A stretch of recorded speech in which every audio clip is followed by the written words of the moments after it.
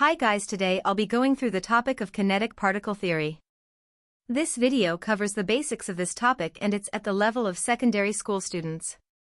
There are three main states of matter: solid, liquid, and gas. Solid has a fixed shape and fixed volume and it's incompressible. Liquid doesn't have a fixed shape but has a fixed volume and is incompressible. Gas doesn't have a fixed shape or a fixed volume and is compressible.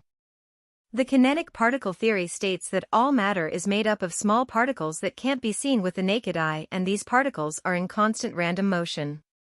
However, the speed of movement of particles differs in each state of matter, and I'll explain more on this using diagrams of each state. You'll notice that in the diagram for solids, the particles are very closely packed in a regular arrangement. Because of this, there are very strong forces of attraction between particles. These particles vibrate about fixed positions. For liquids, particles are closely packed but in an irregular arrangement. Because of this, there are strong forces of attraction between particles, but weaker than solids due to its arrangement. And they move randomly and slide past each other. For gases, particles are spread far apart in an irregular arrangement. Because of this arrangement, there are weak forces of attraction between the particles and they move randomly at high speeds. Matter can be converted between the three states, and this conversion is called change in state. A change in state is a reversible conversion. This will be clearer in the diagram later. It's a physical change and involves either the gain or loss in kinetic energy by the particles. It also involves changing the interparticle forces of attraction and distance. And a change in state can be achieved by changing the pressure or temperature of the matter.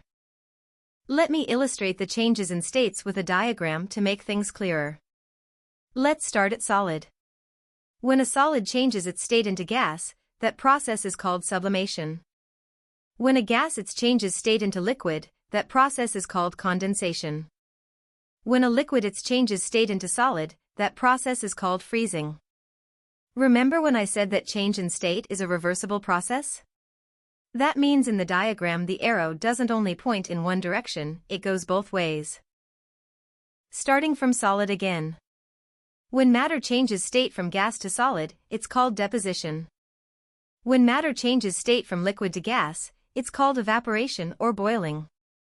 A very common misconception is that evaporation and boiling are the same process. While they both involve a change from liquid to gaseous state, there are some differences to them. When matter changes state from solid to liquid, it's called melting.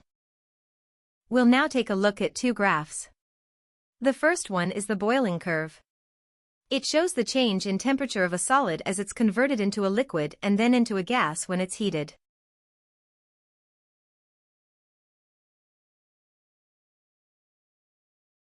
Let's label the graph with points A to F. Let's break down the graph to understand what's going on. Starting with point A to B. Point A to B shows the heating of a solid. The temperature of the solid increases and its particles absorb more heat energy, which is converted to kinetic energy. Thus the particles will vibrate more vigorously. Point B to C shows the melting of the solid. This point is its melting point. At point B, the heat energy absorbed by the solid particles allows them to have enough kinetic energy to vibrate and overcome the interparticle forces of attraction holding them together. This causes them to lose their fixed positions and closely packed arrangement. Here you can see the difference in arrangement of the particles from solid to liquid. During melting, a solid-liquid mixture is formed. At point C, melting is completed and it's now a liquid. Point C to D is similar to point A to B, but now the liquid is being heated up.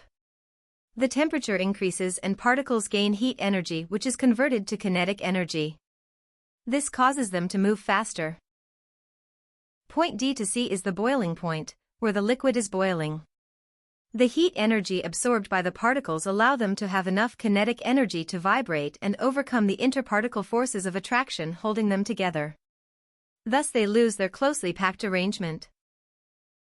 At point E, boiling is completed and it's now a gas. From E to F, the gas continues to heat up and increases in temperature. We're now going to take a look at the cooling curve, which shows the temperature changes of a gas as it's converted into a liquid and then into a solid when it's cooled. Point A to B is where the gas is being cooled down. Its temperature decreases and the particles lose heat energy. Thus its kinetic energy decreases as well. Point B to C is where condensation is occurring. The particles have insufficient kinetic energy to overcome the interparticle forces of attraction holding them together. Thus they move around less freely and become more attracted to one another, forming an irregular, closely packed arrangement. At point C, condensation is completed and it's now a liquid. The process and concept is very similar for the other parts. Here the liquid is cooling and decreasing in temperature. Here the liquid is freezing as the particles have insufficient kinetic energy to overcome the forces of attraction between them, and at point E, freezing is done and it's a solid. You might notice that there are two processes I haven't explained yet: sublimation and deposition.